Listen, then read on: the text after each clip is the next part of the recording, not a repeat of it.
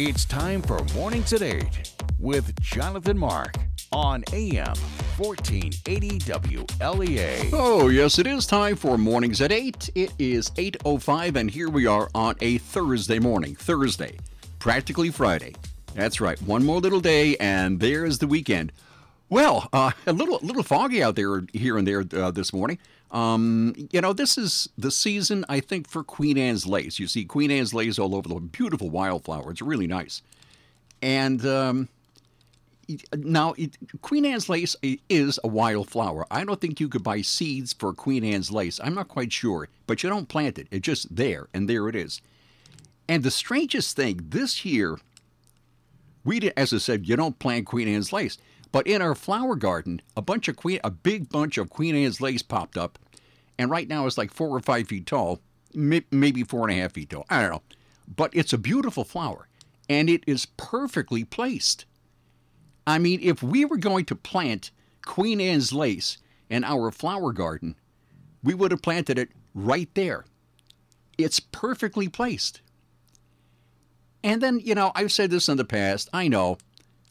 There is no gardener like the master gardener, if you get my drift.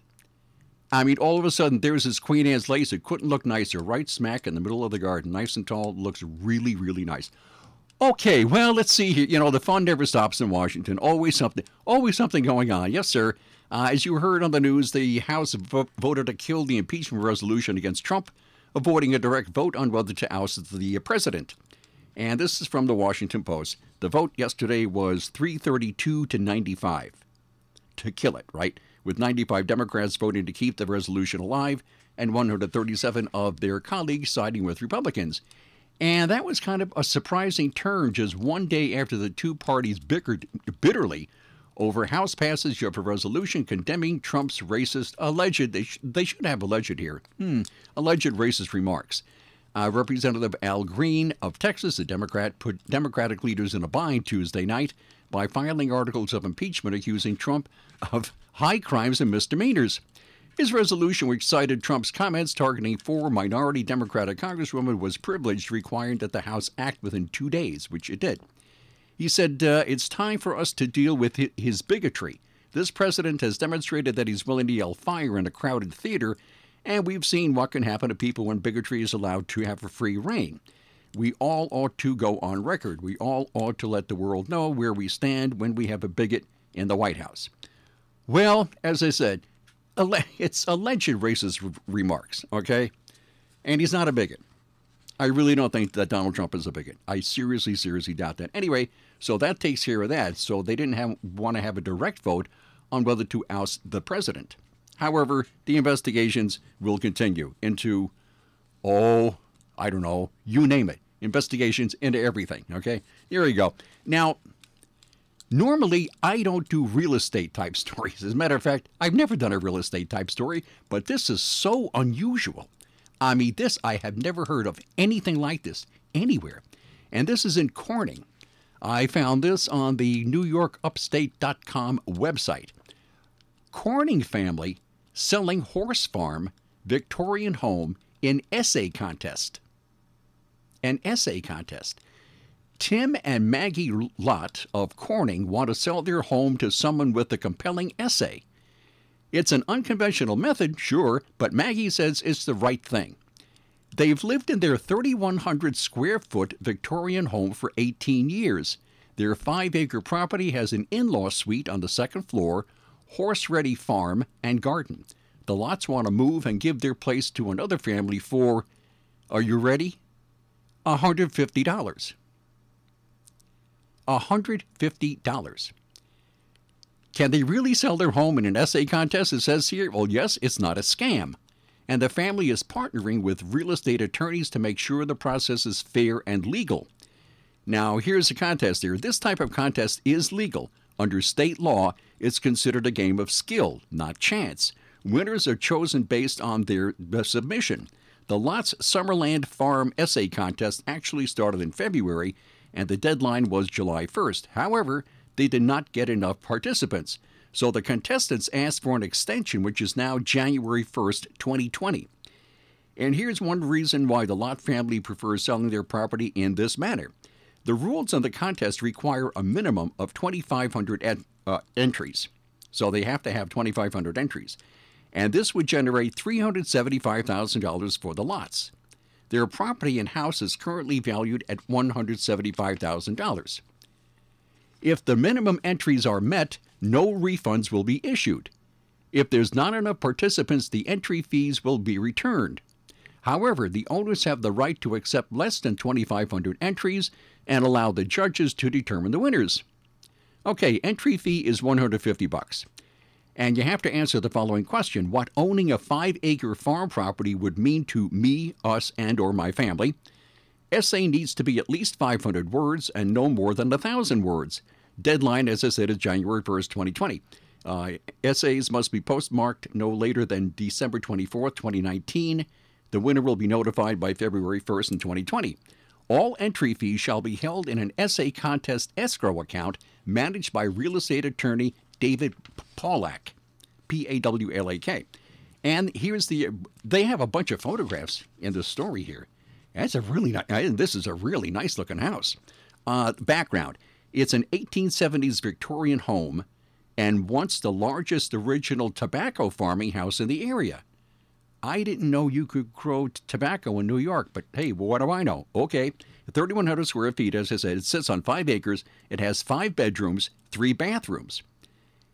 And there's an in-law suite on the 2nd floor, which has its own private entrance, bathroom, and kitchen. All appliances stay in the apartment and main house. The tractor for the farm also stays. Water and electric all run down back to the pastures. All outbuildings, run-ins, chicken coop, and fences stay. So who are the judges of this really weird contest? 3 judges will review the essays. They are not related to the lot family and do not have any connection to the farm. All submissions are issued with numbers, so judges do not know the names of the participant.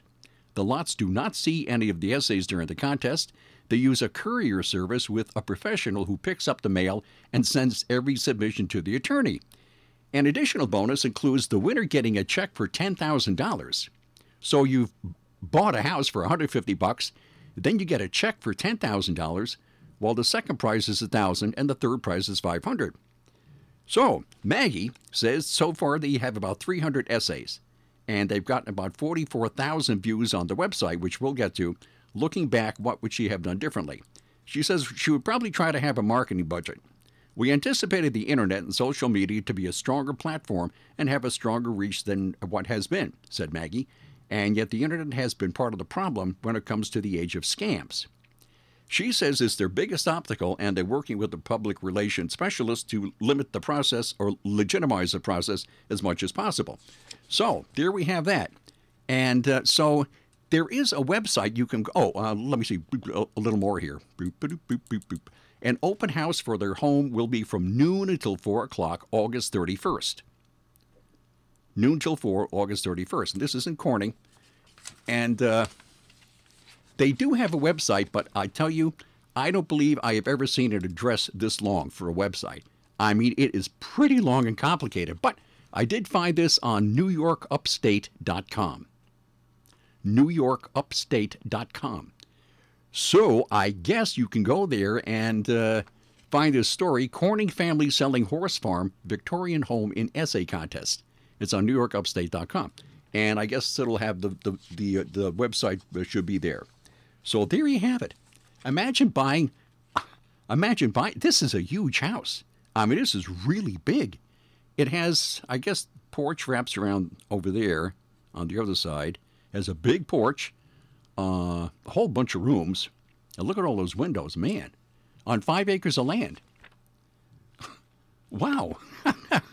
Isn't that something? Anyway, there you go. $150 gets you a chance to get a... Oh, wait a minute. Hold it. Stop. There was one more thing that was pretty important. Okay.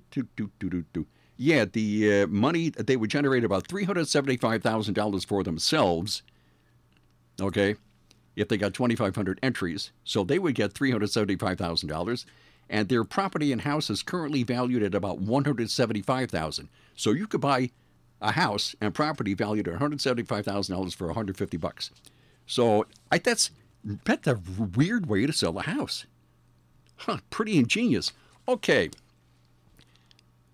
I found this from the Washington Post. Now, normally I try to keep things kind of on the lighter side, sort of, but there is no light side, and there's nothing funny about this. I got this from the Washington Post.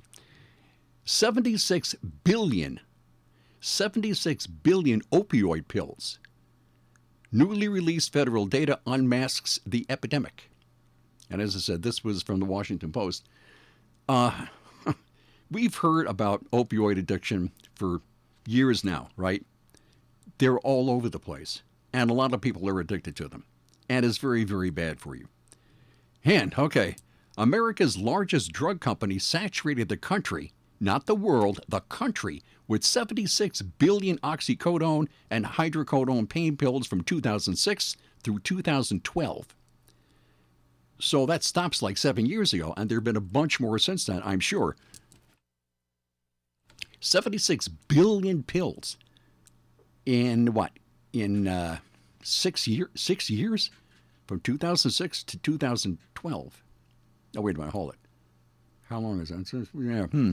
Anyway, as the nation's deadliest drug epidemic spun out of control, according to previously undisclosed company data released as part of the largest civil action in U.S. history. The information comes from a database maintained by the Drug Enforcement Administration that tracks the path of every single pain pill sold in the United States, from manufacturers and distributors to pharmacies in every town and city. The data provides an unprecedented look at the surge of legal pain pills that fuel the prescription opioid epidemic, which has resulted in nearly 100,000 deaths. 100,000 from 2006 through 2012. Man, let me see. 3 companies manufactured 88% of the opioids. That's Spec GS, a subsidiary of Mallinckrodt, whatever that is, Actavis Pharma, and Par Pharmaceutical, a subsidiary of Endo Pharmaceuticals. Purdue Pharma, which the plaintiffs allege sparked the epidemic in the 1990s with its introduction of OxyContin, its version of oxycodone was ranked 4th among manufacturers with about 3% of the market. 76 billion pills. And it says that's not the world. That's our country. What were these people thinking? And everybody's blaming everybody else. The volume of pills handled by the company skyrocketed as the epidemic surged, increasing about 51% from 8.4 billion in 2006 to 12.6 billion in 2012. By contrast, doses of morphine, a well-known treatment for pain, averaged slightly more than 500 million a year during that period. So, the 10 companies, along with about a dozen others, are now being sued in federal court in Cleveland by nearly 2,000 cities, towns, and counties, alleging that they conspired to flood the nation with opioids. And the companies, in turn, have blamed the epidemic on overprescribing by doctors and pharmacies and on customers who abuse the drugs. The companies say they were working to supply the needs of patients with legitimate prescriptions desperate for pain relief. So, there we have it. So they blame the doctors and the patients. So they blame the doctors and the patients. Man, I don't know about that. Where else? The database reveals what each company knew about the number of pills it was shipping and dispensing and precisely when they were aware of these volumes year by year, town by town. In case after case, the companies allowed the drugs to reach the streets of neighborhoods, large and small, despite persistent red flags that those pills were being sold in apparent violation of federal law and diverted to the black market, according to the lawsuits. Plaintiffs have long accused drug manufacturers and wholesalers of fueling the opioid epidemic by producing and distributing billions of pain pills while making billions of dollars. The companies have paid more than $1 billion in fines to the Justice Department and Food and Drug Administration over opioid-related issues and hundreds of millions more to settle state lawsuits. And so there we go. 76 billion, and that was from 06 to 012. 76 billion. That's in the United States. The population of the United States is what, about 330 million? 76 billion pills. Wow. That's awful. Matter of fact, you might even call it criminal. Who knows? Okay, speaking of criminals, where do you find this? Central New York man. Let me see. Just New York website. Or New York Up. NY Up. Central New York man lures Canada geese and then strangles one at a gas station. That's what the DEC said. A Syracuse man tried to lure several Canada geese with crackers, grabbed one, and strangled it, according to the DEC. The incident involving Daniel Hodgkins, 66 years old, took place late in the evening on July 4th, and that was somewhere in the Syracuse area. A cop initially took the call from the gas station, and he then called state environmental officers for assistance, and they reviewed the store's security camera, and by golly, the guy did strangle that goose and threw him in the back of his truck and drove off. So eventually they found the guy. And the guy said he did it because the goose attacked him. That's why he strangled this goose. Imagine having him for a neighbor. I mean, really, you know.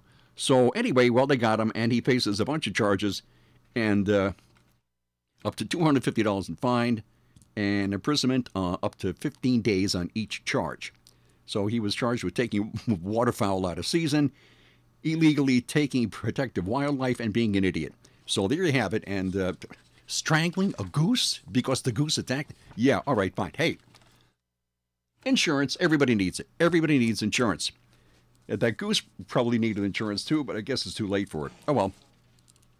The Ryan agencies. You cannot do any better than the Ryan agencies as far as insurance goes. They have offices in Hornell, Jasper, and Wellsville. They're local. They're independent. They know what they're doing. They do the insurance shopping for you because it's pretty complicated stuff. It's like having your own personal insurance shopper. The Ryan agencies have access to many insurance companies to find the best rates for you. They're insurance experts. They offer sound, unbiased advice. They're friendly. They're local. They're right here in Jasper and Wellsville. They are the Ryan agencies. From the Fox Sports Studios in Los Angeles, here's Eddie Garcia. In golf, the 148th Open Championship is going on right now at Royal Portrush in Northern Ireland. American Webb Simpson is your leader. He's at 5 under par through 16 holes. He's got a one-stroke advantage over 3 other players. Coming up, Brooks Koepka of the U.S. will be teeing off at 8:04 a.m. Eastern Time. He's won 3 of the last 6 majors. And Tiger Woods will tee off at 10:10 a.m. Eastern Time. In baseball games of note, the Brewers beat the Braves 5-4. Milwaukee's Christian Yelich hit his 34th home run of the season in the win. He's tied with Cody Bellinger of the Dodgers for the major league lead in home runs. Cubs over the Reds 5-2. Chicago still 2.5 games up on Milwaukee for first in the NL Central. Dodgers down the Phillies 7-2. Mets all over the Twins 14-4, while the Indians top the Tigers 7-2. Cleveland is now 4 games back of Minnesota in the race for first in the AL Central. Red Sox down the Blue Jays 5-4. Was the Astros getting their 60th win of the season, beating the Angels 11-2. From the Fox Business Network, some subscribers canceled Netflix this spring. The streaming service is reporting 130,000 fewer U.S. subscribers in the recent quarter compared with the start of the year. Outside the U.S., Netflix added 2.7 million subscribers. Netflix is about to lose 2 of its most watched shows, but not for a while. Friends leaves Netflix at the end of the year for Warner Media's streaming service, and The Office will leave in 2021 for NBC Universal's new service. Virgin Holidays says it will no longer sell vacations that include tickets to SeaWorld or other whale and dolphin experiences. SeaWorld says no company does more to protect marine mammals and advance research, rescue, and conservation. The Dow dropped 115 yesterday. NASDAQ was down 37. The S&P lost 19. With the Fox Business Report, I'm Jenny Cosola.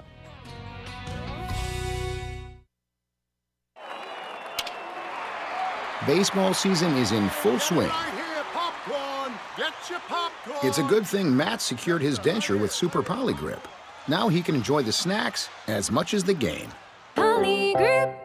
Hey, how are you? So great to see you. It's that time of year when the family meets up. Hi, come on. Get together, guys. Family photo. It's a good thing Jack cleans his denture with Polydent so he can enjoy the whole day with confidence. Polydent. Today at Simmons Rockwell Ford. Drive away in a new Ford F-150 lease for only $339 a month. A new 2019 F-150 STX Crew Cab 4x4 equipped with a 2.7 V6 EcoBoost engine, running boards, 20-inch alloy wheels. Lease with no money down and Ford Trade Assist for $339 a month for 36 months. Only tax and DMV fees are due at signing. Shop Simmons-Rockwell.com. And we're back. Okay, where to get this from? Runner's World. Mom crushes marathon record while pushing her 3 young kids in a stroller during the race. This was in Montana. If you've ever participated in any kind of foot race, you know that the training process is intense. Even a walk for a good cause can take a lot out of a person. Being in shape and keeping your head in the game is very important, that's right. For many runners, that involves a lot of training time, be it solo or with a partner. One woman decided to tackle a race with 3 very special partners in tow. Cynthia Lauren Arnold ran a full marathon while pushing her 3 children in a stroller. And this isn't Cynthia's first go-around at the impressive feat. Last July, she broke the record for running a half marathon with a triple stroller. The fact that one person has done this is unbelievable, but the fact that there is a record being broken just makes it even more incredible. Cynthia was excited for the opportunity to beat her personal best, which was 17 miles with a triple stroller. She ended up breaking a marathon record. Okay, so this lady is 35 years old. Clearly, I mean absolutely clearly, she's in tip-top shape. And she was a runner for years and years. She was a track runner in high school and I believe in college. And she enjoys running. And she enjoys being a mom. So she figured, hey, why can't I be a mom and push my kids in a stroller while I'm running a marathon? And it was more challenging because of how much her kids have grown since last year. The combined weight of the children was now 130 pounds. Then you add the triple stroller, which she was pushing an additional 185 pounds while running a marathon. You're pushing 185 pounds while running a marathon. Man, this lady is really something. And she plans to do it again next year. This was in... where was it in Montana? Oh, I don't know. Missoula, I think. Missoula, Montana. Yep. Anyway, so there you have it. Lady ran a marathon pushing her 3 kids in a triple stroller. Okay, that's pretty good. How about this? This is from CNN. Swiss aerial display team performs over wrong festival after losing its way. An aerial display team using old-fashioned map navigation mistakenly performed over the wrong festival in Switzerland. I don't speak French, so I'm not even going to try. Anyway, these planes, these jets are part of the Swiss Air Force. They have an official name, but it's like a Blue Angels, all right? Had been due to put on a demonstration honoring the centenary of the Swiss aviation pioneer Oscar Bitter. But instead treated visitors at a nearby yodeling festival to the high-flying display. Okay, so you're in the middle of a yodeling festival, and here come these 6 planes. 1, 2, 3, there were 6 planes. The website of the country's armed forces describes the aerial team as showcasing the performance, capacity, precision, and operational readiness of the Swiss Air Force. And they got lost. Okay, but it was a lack of GPS and outdated instruments that left the forces red-faced. The fleet, the Swiss equivalent of the U.S. Blue Angels, were expected in Langenbruck, a municipality in northwestern Switzerland that was the birthplace of Bitter, the first aviator to cross the Alps in both directions. Now, however, they wound up, about 5 miles away. So, because they didn't have GPS, and apparently they couldn't really read a compass or read a map, and so they wound up there. Okay, what else have we here? The military spokesman went on to say that the Tiger F-5 aircraft are not suitable for combat missions and that their navigation technology is outdated. What kind of an Air Force is that? Oh, well, I wonder what their Navy's like in Switzerland. Oh, that's right. Wait a minute. It's landlocked. That's right. Okay. I guess I'll see you tomorrow at 8:05. Bye.